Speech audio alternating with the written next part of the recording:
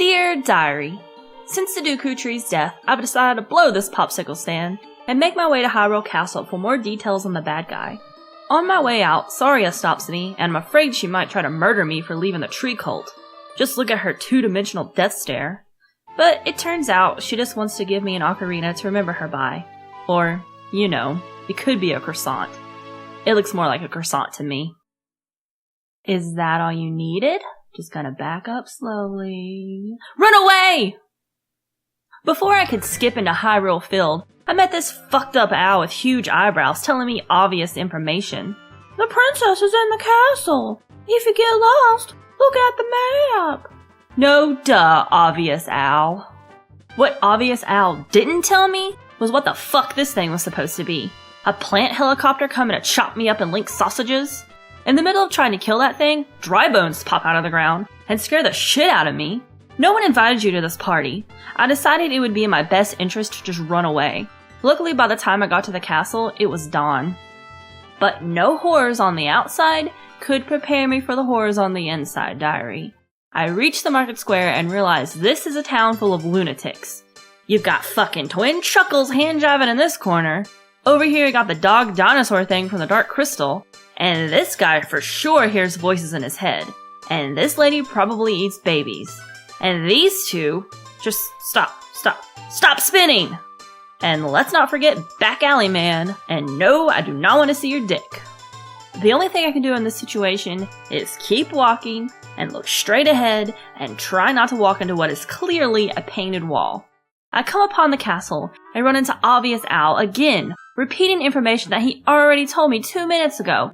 Beat it, you creep! I don't need your help!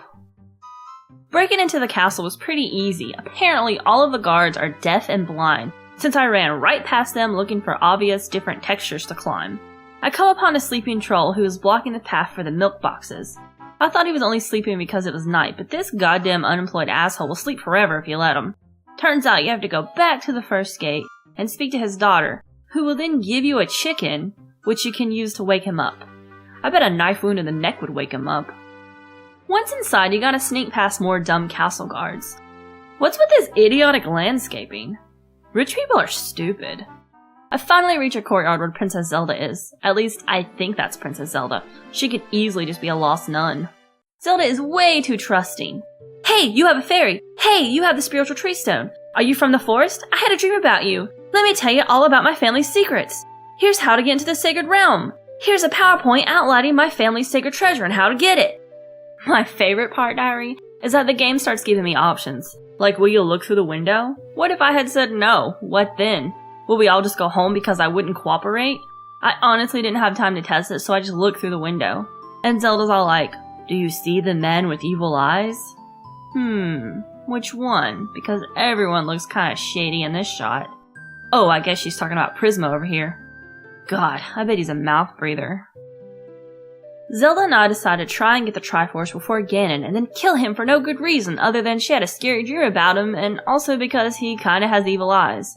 She then gives me a piece of paper with her signature on it. Like a fucking field trip permission slip. Thanks, Zelda. I'm sure this will help me while I fight off terrible creatures that dwell in Hyrule.